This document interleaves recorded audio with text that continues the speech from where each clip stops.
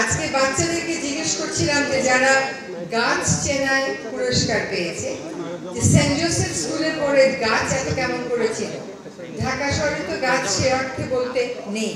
বিশেষ করে আমরা যারা এই প্রজন্ম, আমরা যেই ঢাকা দেখেছি সে ঢাকা তো ওরা দেখে।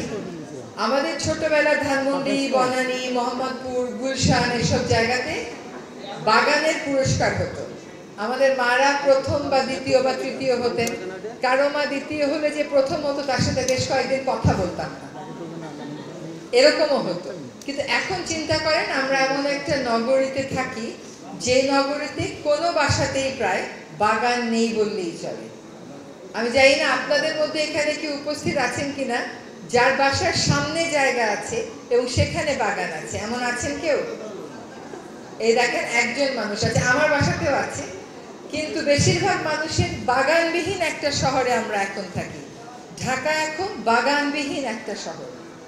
এখন আমরা ছাদ বাগানের দিকে যাচ্ছি, কারণ প্রকৃতির সাথে আসলে মানুষের সম্পর্ক, বিশেষ করে বাংলাদেশের মতন দেশের মানুষের সম্পর্ক ছিন্ন করে দেওয়া যায় না। এই জন্য মানুষ সামনে জায়গা না পেয়ে ছাদে কিছু না কিছু সে করার চেষ্টা করছে।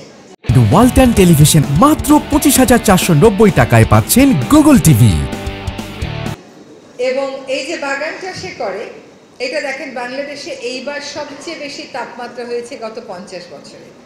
বায়ু দূষণ বলেন, তাপ শোষণ বলেন, সবুজায়ন বলেন, কংক্রিটের অত্যাচার থেকে বাঁচাতে বলেন, এই বাগান এবং বৃক্ষরোপণের তো আসলে কোনো বিকল্প নেই।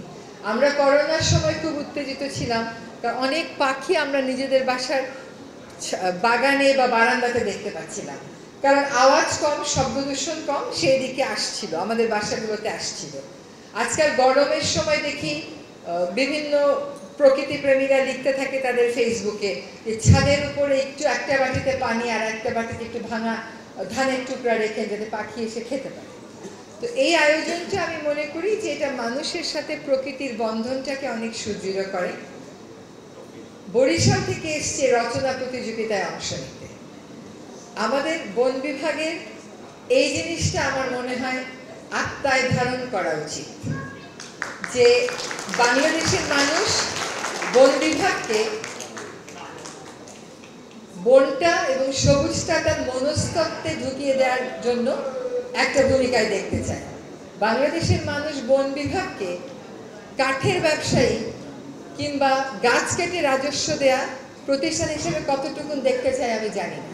বরং বাংলাদেশটাকে সবুজ করলে, নগরায়নকে যদি আরবান ফরেস্ট্রি আমরা করতে পারি, এইগুলো আমাদেরকে অনেক বেশি ক্রেডিট দেবে। আপনারা ঢাকা শহরের বিভিন্ন এলাকাতে থেকে যত গাছ চেনেন, আমি হয়তো পরিবেশবাদী হিসেবে অত গাছ চিনি না। এটা আসলে আন্তরিকতারই পরিচয়। এই আন্তরিকতাটাকেই ধারণ করে আমাদের নীতি এবং কর্মকাণ্ডগুলোকে পরিচালিত করতে হবে।